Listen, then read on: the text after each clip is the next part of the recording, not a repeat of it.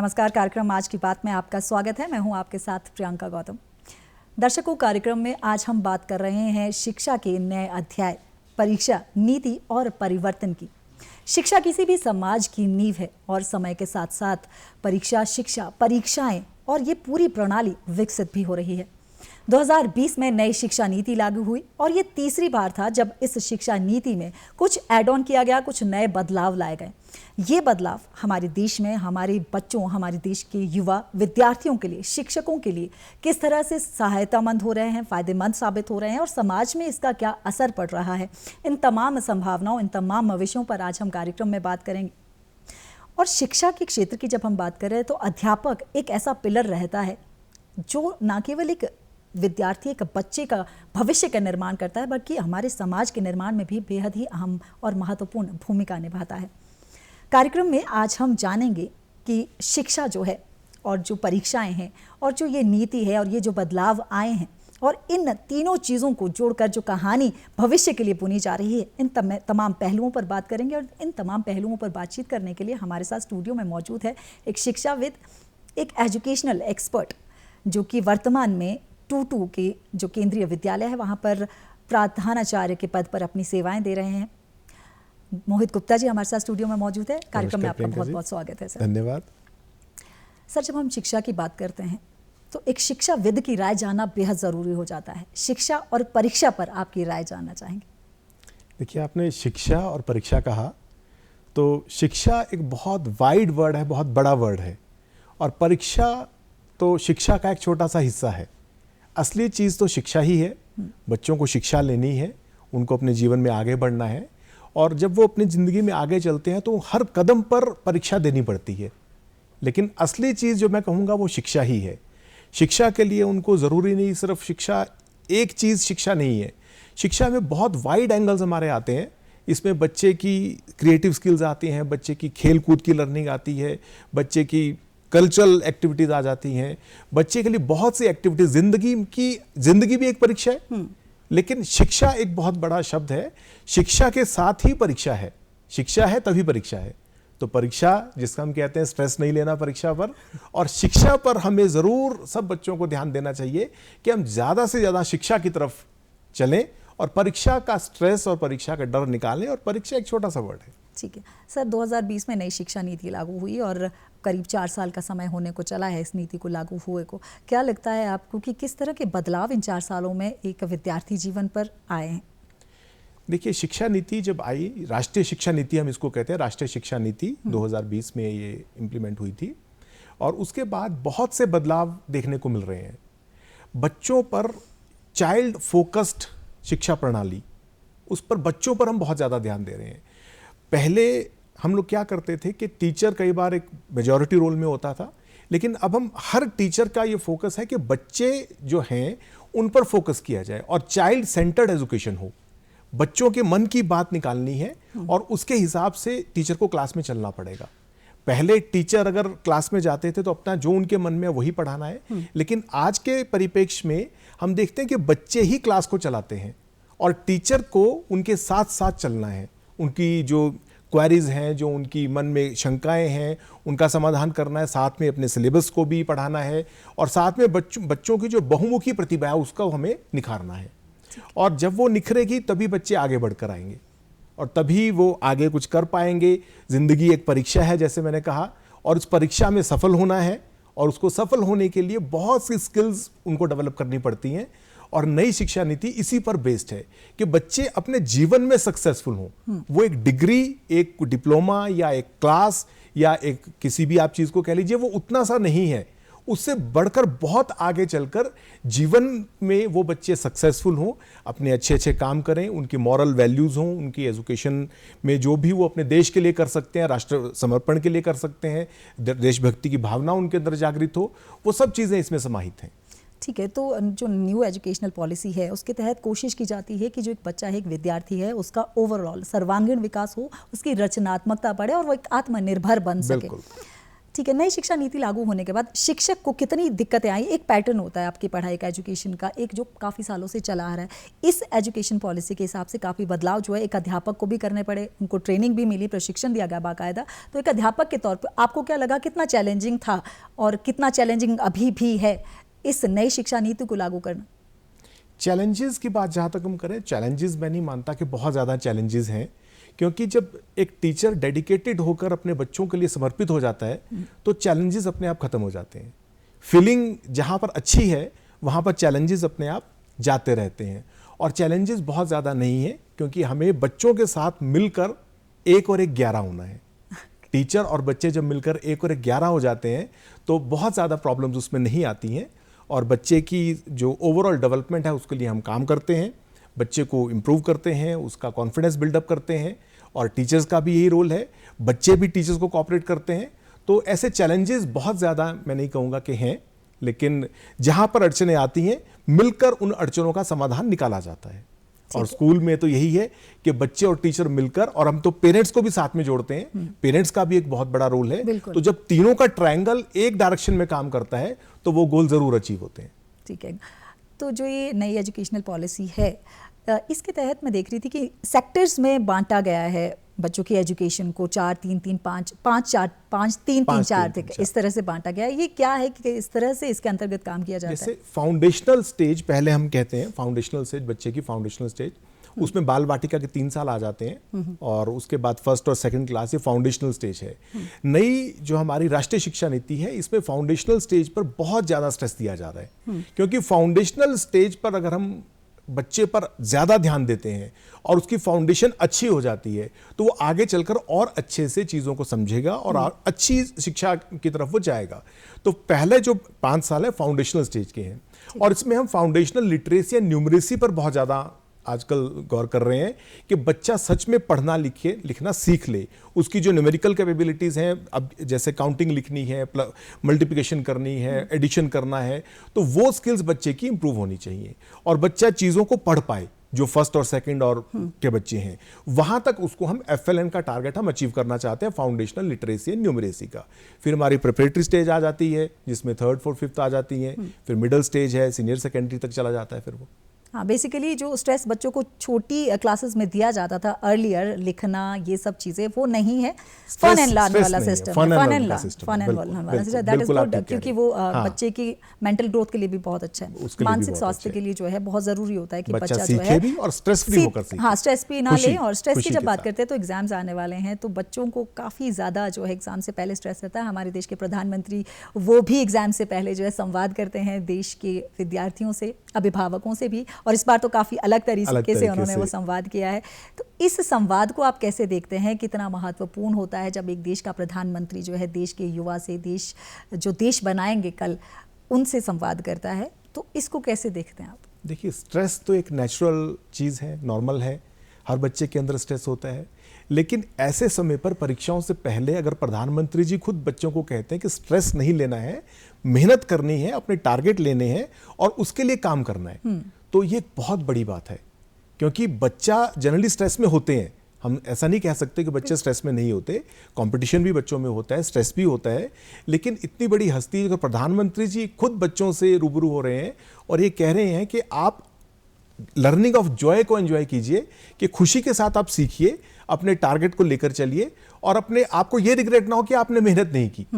ये रिग्रेट बच्चों को नहीं होना चाहिए। अपनी पूरी मेहनत बच्चे करें और उसके बाद जो रिजल्ट्स हो उसको वो खुशी खुशी स्वीकार करें। इंडिविजुअल डिफरेंसेस तो होंगे ही होंगे, कोई बच्चा बहुत अच्छे नंबर ले आएगा, कोई थोड़े से कम भी लाएगा।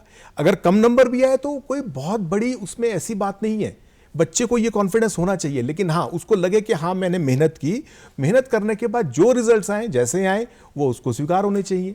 सर, स्कूल्स में बच्चों के मानसिक स्वास्थ्य को सही रखने के लिए क्या काउंसलर्स अपॉइंट किए जाते हैं? आपके स्कूल में काउंसलर्स है और वो किस तरह से काम करते हैं? काउंसलर्स का प्रोविजन स्कूल में है, CBSE स्कूल्स में तो मैंडेटरी भी है काउंसलर्स को अपॉइंटमेंट करना, और काउंसलर्स बच्चों के साथ मिलकर उनकी दोनों तरह की काउंसलिंग उनको करते हैं। एक तो जनरल गाइडेंस भी उनको देते हैं, और साथ साथ उनकी काउंसलिंग, अगर कोई उनके जो पर्सनल इश्यूज हैं वहां पर बच्चे कई बार सपोर्ट चाहते हैं कि हाँ हमारी लाइफ में ये प्रॉब्लम आ रही है, अब इसका क्या समाधान करें, तो काउंसलर्स उनके साथ कॉन्फिडेंशियल 1-to-1 काउंसलिंग भी करते हैं, और उसका उनको बहुत फायदा भी मिलता है, क्योंकि आजकल बच्चे जो टीनेज के बच्चे हैं, स्पेशली जो बड़े हो रहे हैं, प्राइमरी में उतनी दिक्कत नहीं आती, लेकिन जैसे जैसे बच्चे बड़े होते हैं उनके बहुत से इश्यूज होते हैं। कहीं ना कहीं कोई बच्चा पढ़ाई में पीछे हो रहा है तो उसको उस बात का भी बहुत स्ट्रेस है, तो उनको मोटिवेट किया जाता है कि कोई बात नहीं, आप बस अपना काम करते चलिए। कर्म ही सबसे बड़ी चीज है, अपना कर्म, बच्चे का कर्म है पढ़ाई करना, उसको पढ़ाई करनी है, वो पढ़ाई करे और फल की चिंता छोड़ दे, यही गीता में कहा गया है, तो वही चीज है। ठीक है, तो काउंसलर का कॉन्सेप्ट जो है ये काफ़ी लेट आया है, तो आपको लगता है फायदेमंद साबित हो रहा है? बिल्कुल फायदेमंद। परीक्षा पैटर्न की अगर बात करें सर, अब काफ़ी चेंज हुआ है परीक्षाओं का पैटर्न, और अभी हाल ही के दिनों में जो है परीक्षा पैटर्न को लेकर एक गाइडलाइंस भी जारी हुई है, जिसमें एचपी बोर्ड में भी, जो धर्मशाला बोर्ड है वहाँ पर भी एक नई गाइडलाइन आई है कि अब जो बच्चा आंसर्स देगा, जितना उसका आंसर सही होगा उस आंसर के हिसाब से उसकी मार्किंग भी की जाएगी। इस डिसीजन को आप कैसे देखते हैं? बहुत अच्छा डिसीजन है, बच्चे को स्टेप मार्किंग मिलती है। ऐसा नहीं है कि बच्चे ने कुछ स्टेप्स गलत कर दिए तो पूरा क्वेश्चन गलत हो गया। बच्चे को स्टेप मार्किंग मिलती है, जितना उसने ठीक किया है, जो उसने रेलेवेंट लिखा है, अगर उससे कोई पॉइंट गलत भी हो गया तो उस पॉइंट के नंबर उसके कट जाएंगे, लेकिन बाकी जो उसने ठीक किया है उसके नंबर उसको जरूर मिलेंगे। तो इसका बच्चों को फायदा भी है। और आजकल इसमें हमारी जो क्रिटिकल थिंकिंग के क्वेश्चंस हैं, जो हायर ऑर्डर थिंकिंग स्किल्स है, उसको डेवलप करने के लिए क्वेश्चन है, उन पर काफ़ी जोर दिया जा रहा है। और बच्चा ताकि अपनी चीज़ों को अप्लाई कर सके, उसने जो सीखा है शिक्षा में, जो उसने सीखा है उसकी एप्लीकेशन भी होनी चाहिए ज़िंदगी में, तो उससे रिलेटेड क्वेश्चन आजकल बहुत आ रहे हैं। बिल्कुल, और नई एजुकेशनल पॉलिसी के हिसाब से जो बात सबसे अच्छी और इंटरेस्टिंग एज अ पेरेंट मुझे भी लगती है, वो यही लगती है कि एजुकेशन जो है अब वो स्ट्रेस से कम जो है ना, फन हो गया है कि हाँ, आपको आपकी स्टेज के हिसाब से एजुकेट किया जाएगा, आपकी उम्र के हिसाब से एजुकेट किया जाएगा, और आपको ना केवल किताबी चीज़ें सिखाई जाएंगी जो किताबों में, आपको ऐसी चीज़ें सिखाई जाएंगी जो आपके लाइफ में काम आएगी। कौशल पे ध्यान दिया जा रहा है, कौशल पे ध्यान दिया जा रहा है। कौशल पे ध्यान देना बहुत इंपॉर्टेंट है, क्योंकि आपको आगे चल के देश को संभालना है। और जब बच्चे स्किल्ड होंगे, बच्चे अपनी शिक्षा को अपनी लाइफ में इंप्लीमेंट कर पाएंगे। और पढ़ाई का तरीका भी आजकल यही है कि प्रैक्टिकल प्रोजेक्ट बेस वो बच्चे चीज़ें सीखें, प्रैक्टिकल चीज़ें सीखें, और सिर्फ हम थ्योरी पर ना चलें। थ्योरी पहले जो कभी कंसेप्ट हुआ करता होगा कि थ्योरी ही सब कुछ थी, लेकिन आजकल थ्योरी के साथ प्रैक्टिकल लाइफ में इंप्लीमेंटेशन उसकी बहुत जरूरी हो गई है। हमने भी थ्योरी के हिसाब से स्टडीज की है, पर अभी जो कौशल पे ध्यान दिया जा रहा है, that is very good for our future. Experiential learning पर हम लोग बात करते हैं। जैसे बच्चे अगर कोई, मतलब हमने उनको कोई चैप्टर पढ़ाना है, मैथमेटिक्स का कोई चैप्टर पढ़ाना है, तो एक्सपीरियंस के थ्रू वो बच्चे करते हैं। बच्चे आजकल एक्चुअल में हमारी, जैसे अगर एरिया निकालना है तो पहले बच्चों को सिंपली एक फॉर्मूला देते थे और काम खत्म हो जाता था। आजकल वो एक्चुअल में बिल्डिंग को नपाई कर रहा है, उसको नाप कर, उसकी लेंथ ब्रेड्थ को मल्टीप्लाई करके कैसे एरिया निकलता है, कैसे डिफरेंट चीजें हमारी कैसे होती हैं, उनको वो सीखते हैं। बिल्कुल, वो जरूरी भी है, क्योंकि एट द एंड उसको काम वही आना, काम वही करना है, काम वही आना, क्योंकि काम भी उसको वही करना है, प्रैक्टिकल तरीके से ही काम करना है। तो बहुत ज़रूरी हो जाता है कि इस तरह की एजुकेशन हो। और इस एजुकेशन में कहीं ना कहीं आपको क्या लगता है कि 4 सालों में कितना असर आप देख पा रहे हैं बच्चों में भी? बहुत असर है, बहुत ज़्यादा असर है। एक्सपीरियंशियल लर्निंग बच्चे कर रहे हैं, सीख रहे हैं, प्रैक्टिकल्स करके सीख रहे हैं। इंटीग्रेटेड प्रोजेक्ट्स हमारे हैं, मल्टी डिसिप्लिनरी प्रोजेक्ट्स हम लोग कर रहे हैं। पहले हम लोग क्या करते थे कि बच्चे के अलग अलग सब्जेक्ट्स के अलग अलग प्रोजेक्ट भी हुआ करते थे, लेकिन अभी कोशिश कर रही है कि बच्चा का एक ही प्रोजेक्ट करे और उसी प्रोजेक्ट में सारे सब्जेक्ट्स को वो शामिल कर ले। जैसे कोई 6th का बच्चा है, हमने उसको एक चैप्टर का एक कोई क्वेश्चन दिया, उसको कोई प्रोजेक्ट करने को दिया, तो उस प्रोजेक्ट में आप देख रहे हैं लैंग्वेज भी है, लैंग्वेज के बिना तो कुछ भी पॉसिबल नहीं है। मैथमेटिक्स आपका हर जगह है, आप कहीं भी जाए मैथमेटिक्स है, कुछ थोड़ी सी सोशल साइंस भी है। आर्ट के बिना कोई प्रोजेक्ट वैसे ही कंप्लीट नहीं होता। तो हर टीचर का कॉमन प्रोजेक्ट आजकल हो रहा है, जिसमें कि बच्चा सब चीजों को इंटरडिसिप्लिनरी अप्रोच को लेकर चल रहा है, मल्टी डिसिप्लिनरी अप्रोच को लेकर चल रहा है, और सब चीजें बच्चे के एक ही प्रोजेक्ट में इंक्लूड हो रही है। आपका जो स्कूल है सर, वो पीएम श्री योजना के तहत स्कूल आता है। क्या अलग है इस योजना में? कितना अलग जो आम स्कूल है उनसे कितना अलग है, और किस तरीके से जो है अलग इन स्कूल में पढ़ाई हो रही है या तकनीकों का इस्तेमाल हो रहा है? क्या डिफरेंट है आम स्कूलों से इसमें? सबसे बड़ी बात तो पीएम श्री स्कूल जो हमारे हैं, prime minister school for rising India, Bharat को आगे ले जाने के लिए जो प्रधानमंत्री जी का सपना है, उस सपने को पूरा करने के लिए ये स्कूल्स को चूज किया जाता है। और उसके बाद गवर्नमेंट की तरफ से बहुत सा फंड इनमें स्पेशल फंड इनमें इन स्कूलों को मिलता है और बच्चों के लिए बहुत तरह तरह की एक्टिविटीज़ हैं। जहाँ पहले फंड्स की कमी थी, अभी इनमें बहुत से तरह के फंड्स अलग अलग एक्टिविटी बेसिक्स पर स्पेसिफिक फंड्स उसमें मिल रहे हैं। जैसे बच्चों के लिए एक्सपोजर विजिट्स हैं, बच्चों के लिए कहीं पिकनिक पर जाना है, बच्चों के लिए साइंस लेबोरेटरीज में कुछ एक्सपेरिमेंट्स करने हैं, बच्चों के लिए नए फर्नीचर का प्रोविजन है। तो बच्चा इस ढंग की चीज़ें, प्रैक्टिकल चीज़ें सीखता है। उसके रिसोर्सेज स्कूल में बढ़ रहे हैं, उनके लिए कंप्यूटर्स बढ़ रहे हैं, उनके लिए लाइब्रेरी की फैसिलिटीज बढ़ रही है। बच्चा किताबों को, डिजिटल लाइब्रेरी को भी यूज कर रहा है और बच्चा किताबें भी पढ़ रहा है। तो बहुत सी तरह के चेंजेस इनकी वजह से स्कूल में आ रहे हैं। तकनीक का ज़माना है सर, सोशल मीडिया का ज़माना है, तो तकनीक का इस्तेमाल जो है एजुकेशन में, जो आपका स्कूल है पीएम श्री योजना के तहत, तो वहाँ पर किस तरह से किया जा रहा है प्रैक्टिकली? तकनीक अगेन अगर हम कहें तो एक दोधारी तलवार है और आजकल इसके बहुत से नेगेटिव, बच्चों के पॉइंट ऑफ व्यू से कह रहा हूँ, बहुत नेगेटिव इसके वो भी आ रहे हैं, हम लोगों को देखने में मिलते हैं। बच्चे सोशल मीडिया पर ज़्यादा ध्यान दे रहे हैं कई बार और वो पढ़ाई की तरफ कम ध्यान देते हैं, तो वो एक नेगेटिव एस्पेक्ट भी हो गया। लेकिन उसके साथ साथ तकनीक के बिना जीवन भी संभव नहीं है, बिल्कुल, और उसके बहुत से फायदे भी हैं। अगर हम पुराने टाइम में देखें, आज से 20-25 साल पहले की एजुकेशन देखें, तो बच्चे के लिए पढ़ने के लिए सिर्फ एक ही तरीका था कि अपने टीचर से पढ़े और उसके बाद अगर कहीं कोई डाउट आ गया या कोई प्रॉब्लम उसको आ गई तो कोई उसके पास ऐसी कोई रेमेडी उसके पास नहीं थी।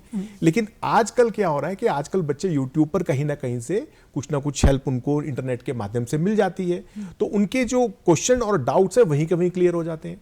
टीचर्स भी फोन पर अवेलेबल रहते हैं। पहले टीचर, मोबाइल फोन का जमाना जब नहीं था तो टीचर्स के साथ उस तरह से फोन पे बात नहीं कर सकते थे, अवेलेबल भी नहीं होते थे। लेकिन आज तो बच्चे को कोई क्वेरी है, कोई डाउट उसके हैं, एग्जाम से एक दिन पहले उनको कुछ पूछना है तो टेक्नोलॉजी के माध्यम से अपने टीचर से वो एकदम पूछ सकते हैं। और टीचर्स भी टेक्नोलॉजी का भरपूर उपयोग कर रहे हैं। स्कूल में स्मार्ट बोर्ड्स हैं, स्कूल में इंटरेक्टिव बोर्ड्स हैं, कंप्यूटर्स हैं, उनका भी यूज हो रहा है। किंडल्स के थ्रू पढ़ाई हो रही है, बच्चे किताबें पढ़ रहे हैं उस पर। तो टेक्नोलॉजी का बहुत बड़ा एक रोल है।